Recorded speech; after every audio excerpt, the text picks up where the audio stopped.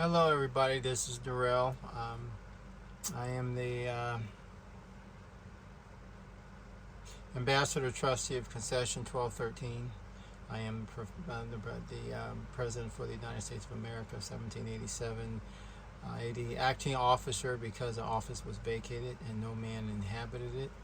I am also the President of the United States of America of 1863, acting officer for the same reason, Commander-in-Chief of the military. I'm also the Ohioan grantor,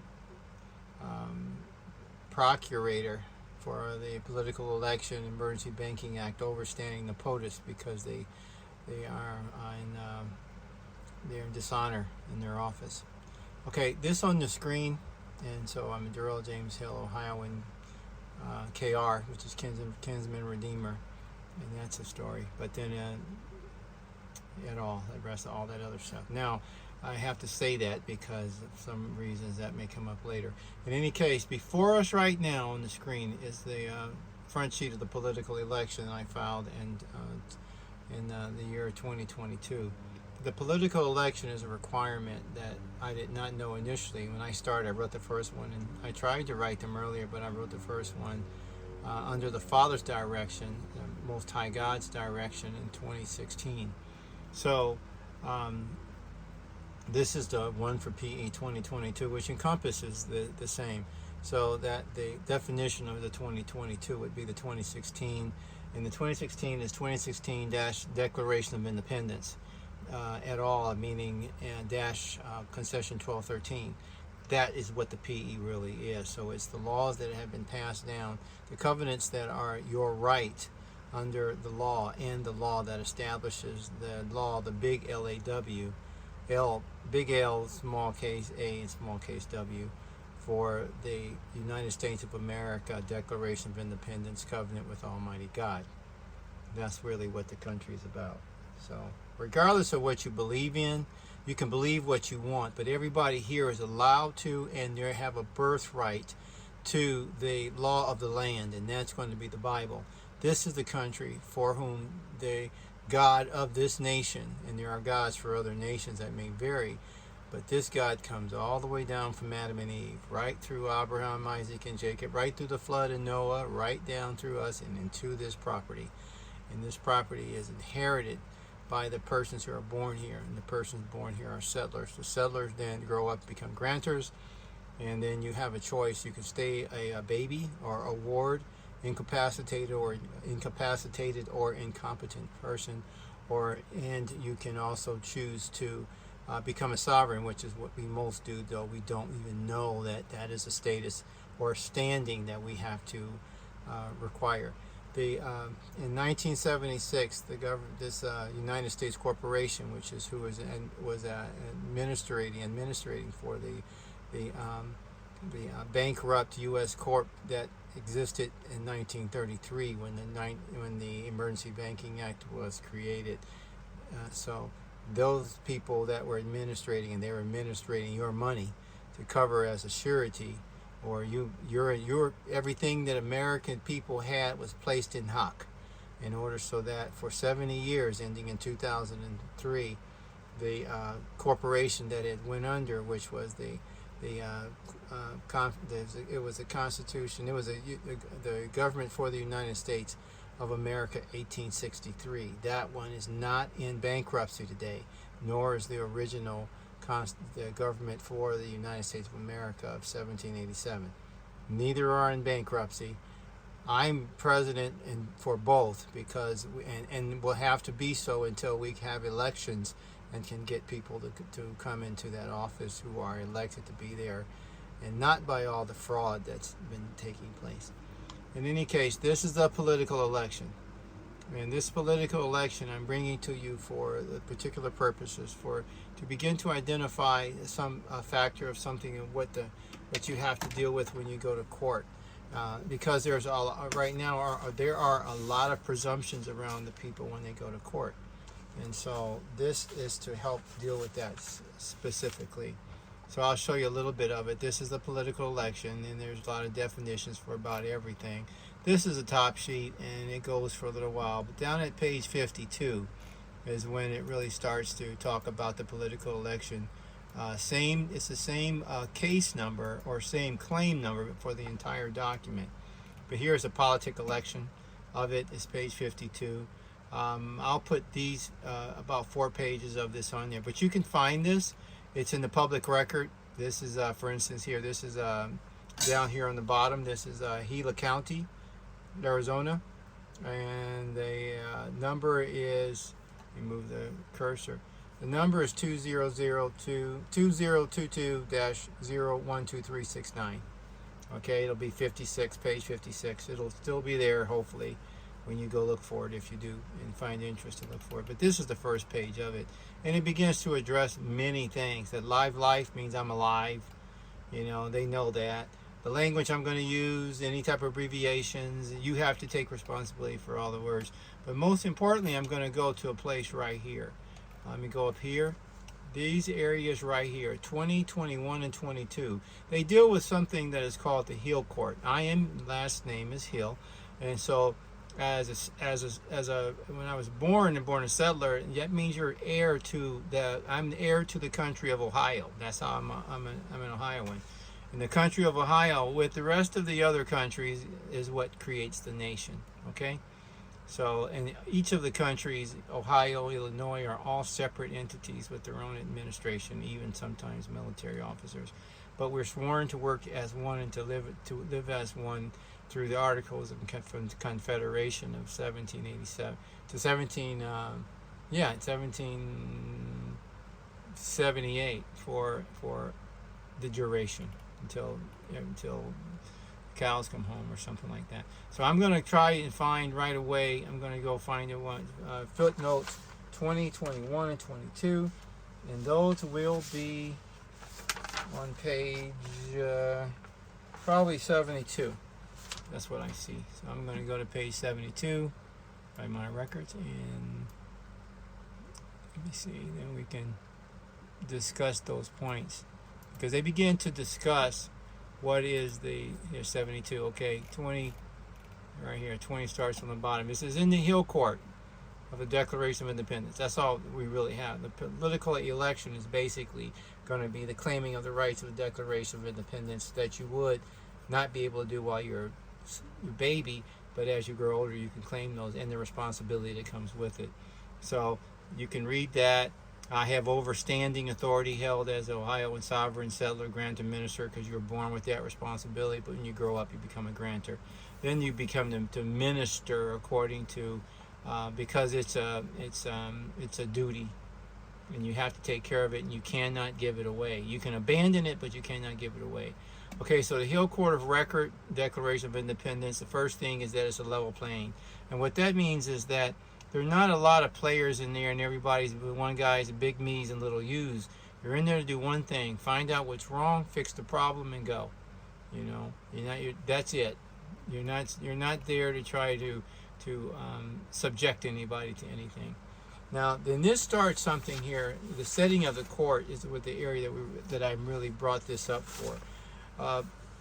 Starting around 22, it starts to deal with the circumstance of what the government is actually doing, what the people are actually doing in the government to try to get you into a circumstance where you may not exactly know where you are sometimes. And so, let me review. It means that here that I'm the minister procurator, and is now with the concern. What is my concern? If I go to court, what you will commonly find is that the bar association, the bar guild members, the bar agents have an entire presumption that's been set up under the Emergency Banking Act. So they presume you're innocent. They don't presume you're innocent anymore. You're not innocent to proven guilty. You're held to be and considered guilty until they can prove you're guilty, type of a model. But some of the presumptions are based around that unless you say something to change that, then you haven't done your due diligence to claim your rights. So everything is that they presume you're guilty. So for instance, and the police officers commonly don't know this type of stuff because they're like us and they're victims when they go home. I'll say there's a presumption of the public record. And what this means is that they will presume that if you go into the court, you're dealing with what they call private bar guild business, matter and jurisdiction, which means that you're not there to do your own private business. You're there to do their business. So if you read this out, you'll find that the Hill Court matters are private business matters with the public record number. Okay, the public record is your record, and that's how you have to deal with it. That's why it's public. It's people record. Okay, so here's one. The presumption of a public record. Okay, the second one is a presumption of public service. Because if the person going in there is operating under the presumption, and you're not saying anything about it, and you know how they say, if in ignorance of the law is no excuse, except if you're a judge. So the presumption of public service is that they're not there to be a public servant. They're providing you a service, but they're not a public servant. And so that's a slight different meaning. So they're trying to help you out, but they're getting paid to serve. Okay. So the third is a presumption of the public oath. And so if you read through these, you'll find out. In mine, I said that every public servant acting on behalf of or on this matter is with the requirement of stating upon the record in the open court of all the public and private sworn oaths that they're superseding, they're holding to be in greater force than the public service oath to the Declaration of Independence Constitution. And what that means is if they have a bar oath and they signed it with the bar, then they have a presumption of the public oath. And what that would mean is that their oath with the bar supersedes or stands over the oath of the court. And see, there's like 12 of these. There's a presumption of immunity. They have a presumption of immunity that they didn't do anything. Okay? So you have to just take a look at those and read them. Okay? I can read this one because these get kind of interesting. The rebut and rejection that the public official wrongdoings are with the immunity from the man's personal accountability. So if you do it, you're responsible for it.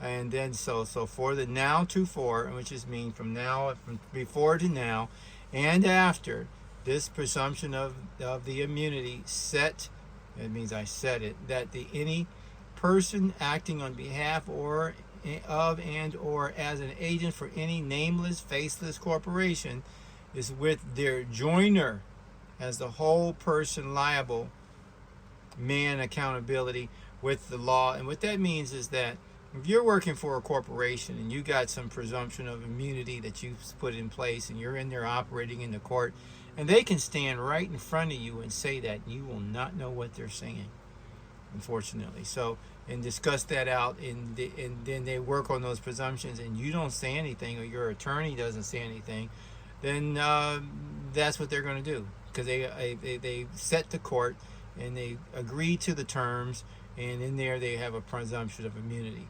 And so you have to learn about all of these. There's 12 of them. The next is a presumption of summons. And so I'll just read the rebuttal. Is set now, that is now and past, in future occasion for the customary presumption with the default jurisdiction position and guilt of this forbidden default summation. Okay, that's kind of complicated. Let me see. Court meeting is under they have a default presumption of you know what's going on, you're volunteering and you're intentionally accepting a position, understanding or doing whatever the court says. That they're the boss, and you agree by presumption. You haven't said a word. You just walked in there and sat down. And these presumptions are in place as though like the same as you're guilty. But these are the other ones. Okay, so the presumption of custody.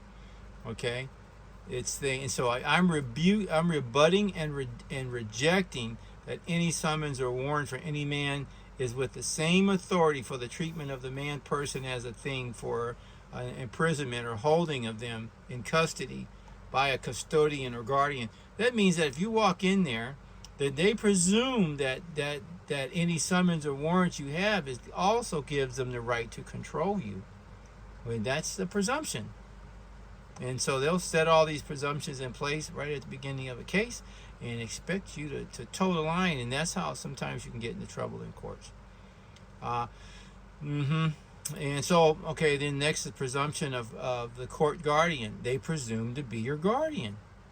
Okay, and that, so here, meeting that any visitor comes to the meeting or to the court case as a resident, a ward, a pauper, and a lunatic. Okay, and that means that they have to be your guardian because you're an absolute idiot. That's not a decent presumption. But unless you tell them, no, I don't want to function under a court setup like that, then that's the presumption. Didn't know it was there, don't change nothing, it's still there.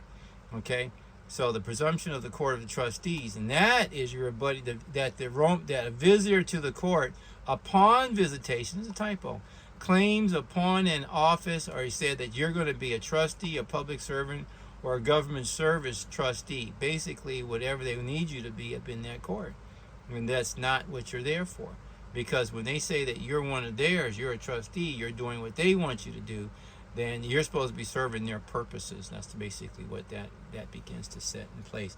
And there's the presumption of the court of the trustee, then is that the trustee is a person who's actually calling the shots in there, when in fact it's not. But the trustee is a servant of the executor, but they're saying when they go into court, they do something called a constructive fraud, court design, in order to facilitate the court for that which would be a baby, because a baby can't speak for itself. But they'll do that as an adult for you, and you don't even know these things are sitting back there behind the scenes, having a direct influence on everything that you do. And you're just in there in a traffic court, but all these are at play at the same time. Okay, so the presumption of the government, and it's for that is that they're acting for two roles. They want to act as the everything inside the court. That's the meaning I was saying when there is a constructive fraud set up in a trust model. And so the trust switches the hats around so that they can speak as you should speak for yourself. That's what they set up, presumption of the government. They're acting in two roles, the executor and the beneficiary. And so they have you wear their hat as a trustee. That's why you have to sign off on everything. Okay. 10, there's a presumption of the agent and agency. And so there's a rebut and rejection of the presumed under the express contract of grant of authority by a judge or magistrate of a court, that by any mere use of a certain legal term, like, do you understand, sir? You know, people get stern in that way. Do you comprehend what's going on? They're trying to use words that you don't even know what they're using. And their words, if you agree to them, are tricked. Like, understand means you obey them. You think it means stand under. Do you stand under me? Do you obey what I have to say? Then that means that they try to get you to be bound and try to get the right to tell you, therefore, what to do. Even if you don't know, and they're taking candy from a baby in this situation. It's very disgusting practice. And this happened to probably most of us. A sad thing, reality. 11 is a presumption of incompetence. That's kind of obvious what starts to happen. They're trying to get you to a situation where they have to use arrest, detention, fine, or force a psychiatric evaluation on you, because the presumption is that you're incompetent, ignorant, or otherwise mentally deficient, and that's just a presumption, and that's the way it works. And so the substance of the case, unless you clear this up, is operated under these things that, if you read these, they're trying to get rid of them. I may have to rewrite them someday. My ability to write in this manner has improved, so it's not so cumbersome. But it's a learning curve. You start, you'll find that out. Presumption of guilt. You know what that's straight up. You know, they presume that you are guilty of a bond, guilty and to be held and until you got some type of a bond guarantee. This type of putting you in the pawn shop thing. And it's important, because this is exactly what they will do, and that frightens you and different types of things. Meanwhile, there's some other things going on behind the scenes.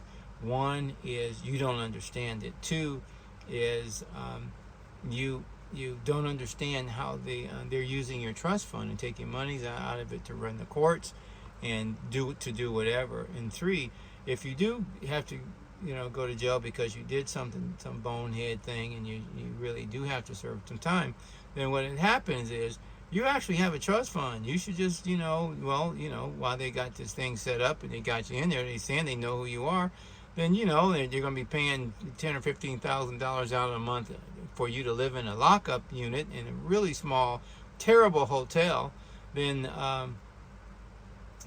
you might as well get $500 chucked into your what is that, these commissary accounts a month.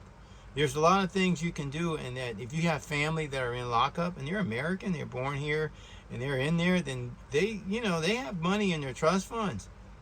Imagine if you just say, well, let's just put $500 in his trust fund, in his commissary every month, and he's got to draw it down, and you'll be busy drawing that down, and then buying the clothes you need and toothbrushes and anything else you might need while you're up in there, and not having to go through the lack. And they're allowing this to happen to people, and they're using that part of a punitive process. Okay, that's off this topic, but you can know then that there's more going on behind the scenes. I encourage you to get this document, even if it's tough to read. Doesn't make a difference, and maybe I can write it better.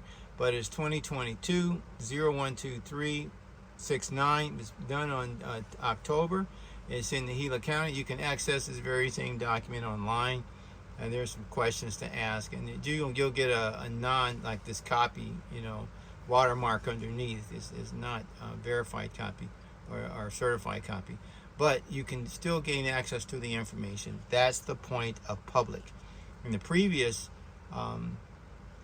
thing, I showed you that one of the counties had hidden the orders for the change of the government back to the people. They hid them out in the public record. It's a felony, but they did it anyway. I was so shocked.